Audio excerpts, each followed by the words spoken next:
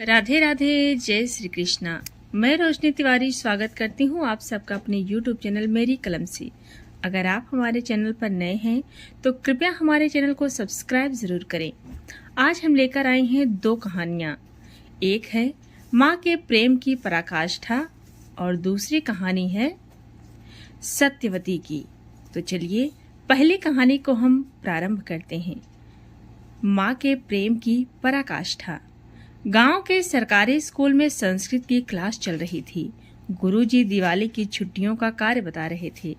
तभी शायद किसी शरारती विद्यार्थी के पटाखे से स्कूल के स्टोर रूम में पड़ी दरी और कपड़ों में आग लग गई।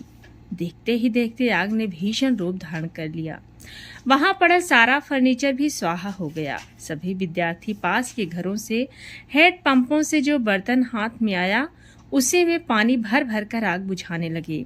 आग शांत होने की काफी देर बाद स्टोर रूम में घुसे तो सभी विद्यार्थियों की दृष्टि स्टोर रूम की बालकनी पर जलकर कोयले बने पक्षी की ओर गई। पक्षी की मुद्रा देखकर स्पष्ट था कि पक्षी ने उड़कर अपनी जान बचाने का प्रयास तक नहीं किया था और वो स्वेच्छा से आग में भस्म हो गया था। सभी को बहुत आश्चर्य हुआ। एक विद्यार्थी ने उस जलकर कोयले बने पक्षी को धकेला तो उसके नीचे से 3 नवजात चूजे दिखाई दिए जो सकुशल थे और चहक रहे थे। उन्हें आग से बचाने के लिए पक्षी ने अपने पंखों के नीचे छिपा लिया और अपनी जान देकर अपने चूजों को बचा लिया था। एक विद्यार्थी ने संस्कृत वाले गुरुजी से प्रश्न किया, गुरुजी, इस पक्षी को अपने बच्चों से कितना मोह था कि इसने अपनी जान तक दे दी। गुरुजी ने तनिक विचार कर कहा, नहीं, ये मोह नहीं है, अपितु माँ के प्रेम की पराकाष्ठा है। मोह करने वाला ऐसी विकट स्थिति में अपनी जान बचाता और भाग जाता है। प्रेम और मोह में जमीन आसमान का फर्क है। मोह में स्वार्थ निहित होता है और प्रेम में त्याग होता है।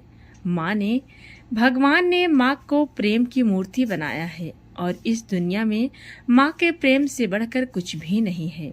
माँ के उपकारों से हम सभी भी उपकृत नहीं हो सकते। इसलिए दोस्तों, माँ के आंखों में कभी आंसू मत आने देना। दूसरी कहानी है दोस्तों सत्यवती की। सत्यवती महाभारत की एक महत्वपूर्ण पात्र हैं, जिनका विवाह हस्तिनापुर नरेश शांतनु से हुआ। वो ब्रह्मा के शाप से मत्स्य भाव को प्राप्त हुई। हम जिस कन्या की बात कर रहे हैं वो महाभारत के भीष्म पितामह की सौतेली माँ हैं। इनका नाम है सत्यवती। इनके जन्म की कहानी बड़ी ही अनोखी है। कथा के अनुसार राजा सुधन्वा एक बार वन में शिकार खेलने गए। इस बीच इनकी पत्नी रजस्वला हुई और उनके मन में गर्भ धारण की इच्छा जगी। रानी ने एक शिकारी पक्षी के द्वारा राजा के पास अपना संदेश भेजा। राजा ने एक पात्र में अपना वीर्य देकर पक्षी को रानी तक पहुंचाने के लिए कहा।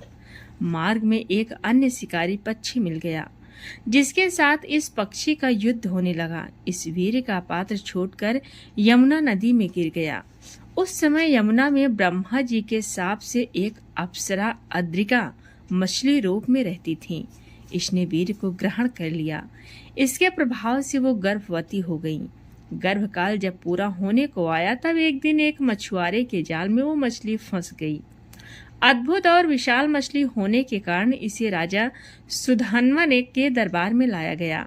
जब मछली का पेट चीरा गया तो उसमें से एक बालक और एक कन्या निकली। राजा सुधन्वा ने बालक को अपने पास रख लिया, लेकिन कन्या के शरीर से मछली की बहुत गंध आ रही थी, इसीलिए उसे मछुआरे को दे दिया और वो मत्स्यगंधा कहलाई। मत्स्यगंधा जैसे जैसे बड़ी होती गई उसका रूप यवन निखरता चला गया। मछुआरे पिता ने मत्स्यगंधा को यात्रियों को नाव से यमुना पार कराने के काम पर लगा दिया।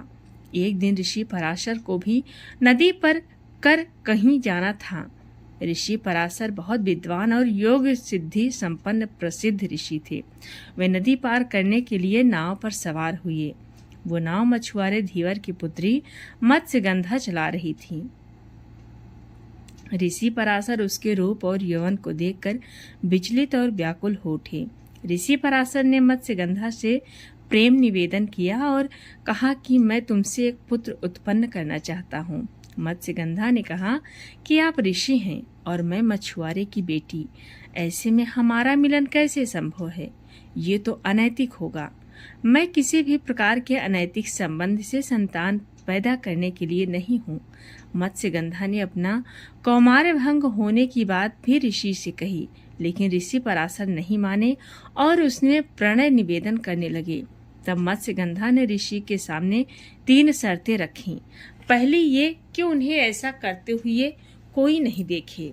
ऐसे में तुरंत ही ऋषि पराशर ने एक कृत्रिम आवरण बना दिया। दूसरी शर्त ये कि उनकी कौमारता किसी भी हालत में भंग नहीं होनी चाहिए।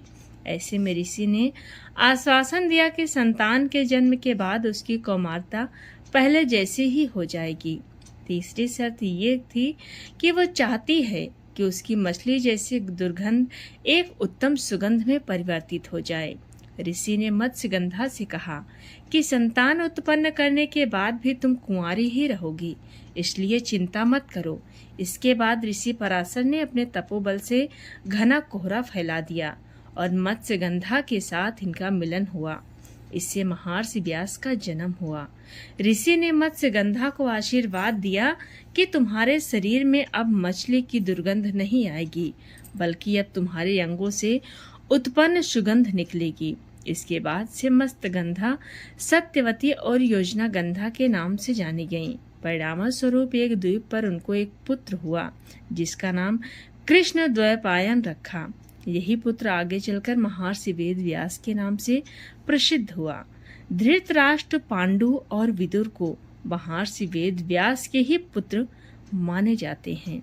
इन्हीं 3 पुत्रों में से एक धृतराष्ट्र के यहाँ जब कोई पुत्र नहीं हुआ तो वेद व्यास की कृपा से ही 99 पुत्र और 1 पुत्री का जन्म हुआ। तो दोस्तों, ये थी 2 एक पौराणिक कहानियाँ और एक मोटिवेशनल स्टोरी कह लीजिए या कुछ भी। तो आपको कैसी लगी कमेंट में ज़रूर बताएं, और पसंद आई तो हमारे चैनल को सब्सक्राइब करना बिल्कुल भी न भूलें, क्योंकि हम आपके लिए इस तरह के प्रेरणादायक कहानियाँ और पौराणिक कथाएं, धार्मिक कथाएं, व्रत कथाएं लाते रहते हैं। तो बोलिए राधे राधे, जय श्री कृष्णा।